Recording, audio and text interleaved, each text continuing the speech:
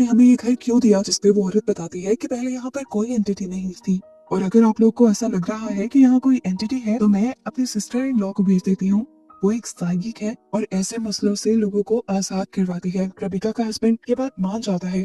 अगले दिन दोपहर में वो साइकिक घर भी आ गई थी। घर में आते ही उसे अपने मुंह पे हवा का झोंका फील हुआ, जिससे वो जान गई कि वाकई ये घर हॉन्टेड है और यहाँ पर कोई एंटिटी की प्रेजेंस है। घर के अंदर आते ही थोड़ी सी चीजों को नोट करने के बाद वो सब लोगों को बताती है कि यहाँ पर एक एंटिटी की प्रेजेंस है और वो प्रेजेंस क्लोई की तरह ही सफर कर रही है। जिस तरह क्लोई की फ्रेंड की मौत के बाद क्लोई को स्ट्रेस है, ऐसे ही वो एंटिटी भी किसी स्ट्रेस में है। ये सुनकर सब लोग ही हैरान हो गए थे, क्योंकि इन लोगों ने क्लोई के बारे में इस साइकी को नहीं बताया था। साइकी ये भी बताती है कि उस प्रेजेंस को सिर्फ क्लोई ही फील कर सकती है, क्योंकि क्लोई के ट्रॉमा की वजह से क्लोई बहुत ज्यादा सेंसिटिव हो गई है और उसके लिए फोर्थ डायमेंशन का दरवाजा खुल गया है, जिसके दूसरे पार से सोल्स और दूसरी दुनिया की चीजें उसको अपना मैसेज दे सकती है, उसे अपनी प्रेजेंस फील करवा सकती है, जिन्हें आम इंसान फील नहीं कर सकते। वो बताती है कि वो भी जब ऐसे ही किसी ड्रामा से गुजरी थी, तब ही फोर्थ डायमेंशन का दरवाजा उसके लिए भी खुला था और उसने कोशिश करके इस दरवाजे को हमेशा खोल के रखा है,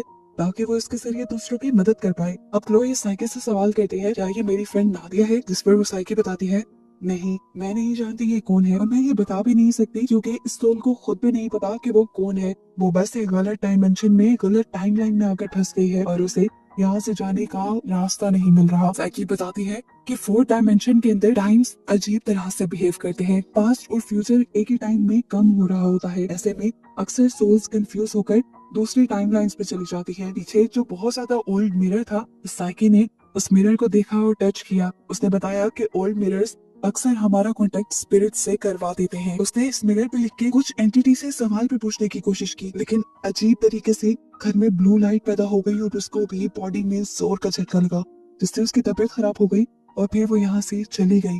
खैर, अब काफी दिनों बाद हमें दिखाया जाता है कि उस प्रेजेंस ने इस फैमिली को तंग करना छोड़ दिया था, यहाँ तक कि जब क्लोई रायन के करीब भी आने लगी तो उसने क्लोई को रोका नहीं, बल्कि ये सब ना देखने के लिए वो खुद क्लोजेट में जाकर छुप गई। क्लोई फ्री होकर जब नहाने गई तो उस एंटनी ने देखा कि रायन उसके जूस में कुछ ड्रग्स मिला रहा था। क्लोई को ये ड्रग्स पीने से रोकने के लिए वो टेबल हिला हिला कर जूस ही गिरा देता है। क्लोई को ये ज्यादा अजीब फील नहीं हुआ था, उसने यहाँ से सारी चीजें साफ कर दी। क्लोई को अब वो प्रेजेंस भी फील नहीं हो रही थी, क्योंकि वो प्रेजेंस क्लोई को तभी फील होती थी जब वो बहुत ज्यादा सेंसिटिव और इमोशनल हो जाती थी।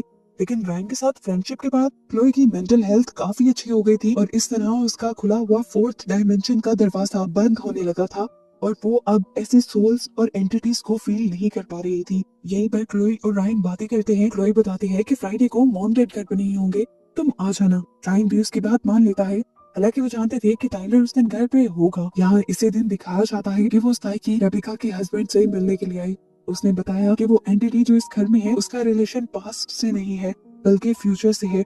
वो फ्यूचर में होने वाली किसी चीज को रोकने के लिए आई है जिसका ताल्लुक विंडो से है। लेकिन रबिका का हस्बैंड उसकी कोई बात नहीं समझ पा रहा था, और क्योंकि रबिका ने साइकी को अब अपने घर में आने से मना किया था, तो वो उसे यहाँ से चले जाने को कह देता है। रात में दिखाया जाता है कि वो प्रेजेंस तड़प रही थी, उसे क्लोई को कुछ अर्जेंट बताना हो। जैसे वो क्लोई से बात करने के लिए, उसे जगाने के लिए टच करने की कोशिश करती है, लेकिन दिखाया जाता है कि कोई इनविजिबल वॉल उसे रोक रही है ऐसा करने से, क्योंकि क्लोई अपने मेंटल ट्रॉमा से बाहर निकल चुकी थी। तो इसलिए ये सोल ना तो उसे अपनी प्रेजेंस फील करवा सकती थी और ना ही इससे कोई बात कर सकती थी। खैर, फ्राइडे का दिन भी आ जाता है और राइन अब टाइलर के घर आ चुका था। वो सबसे पहले टाइलर से मिलता है और फिर फौरन ही किचन में चला जाता है। दो जूस के गिलास लेता है और दोनों में ही ड्रग्स मिला देता है, जिसमें से एक जूस का गिलास उसने टाइलर को दे दिया, जिसे पीते ही चंद ही मिनटों में टाइलर सो गया और फिर दूसरा गिलास लेकर वो क्लोई के रूम में चला गया। रूम में आते ही इस बात पर क्लोई को कुछ बुरा एहसास हुआ था। उसने घबरा कर पूछा, टाइलर कहाँ है? राइन ने कहा, फिक्र मत करो, मैं उसे सुला आया हूँ। ये सुनकर वो समझ गई कि जरूर राइन ने टाइलर को ड्रग्स दी होंगी।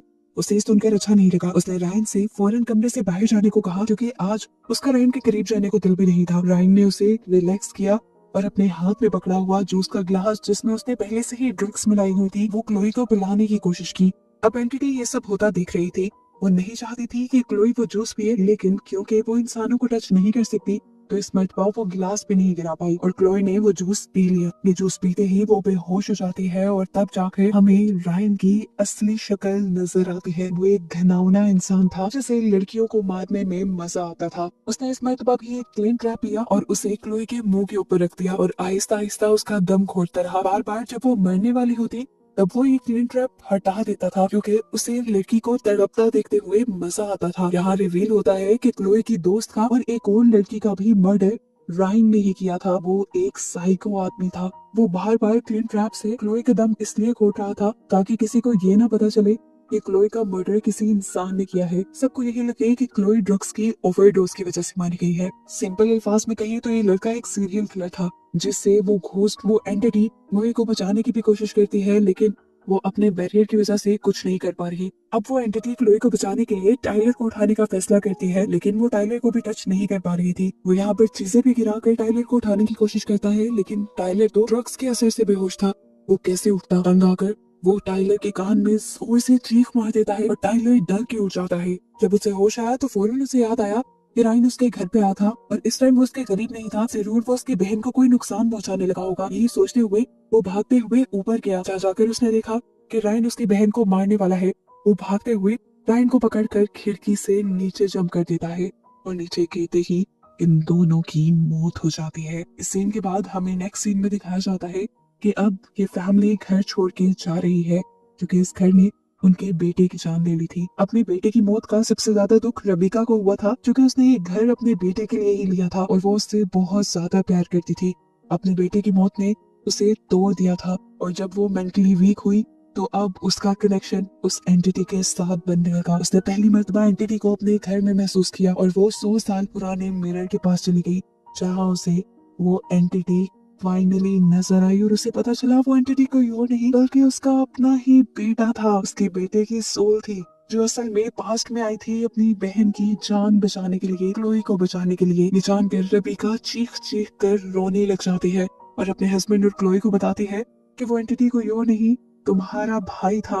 वो टाइलर था जो तुम्हें बचाने के लिए यहाँ आया था। अब जैसे ही ये बात पता चल जाती है पीछे से वो लोग तो रोने लग जाते हैं, लेकिन एंटिटी को दिखाया जाता है कि वो घर से बाहर निकल आई और बाहर आने के बाद वो ऊपर चली गई जैसे उस सोल का मकसद पूरा होते ही उसे आजादी मिल गई हो और उसको आसमान की तरफ जाता दिखाते ही ये कहानी यहाँ खत्म हो जाती है।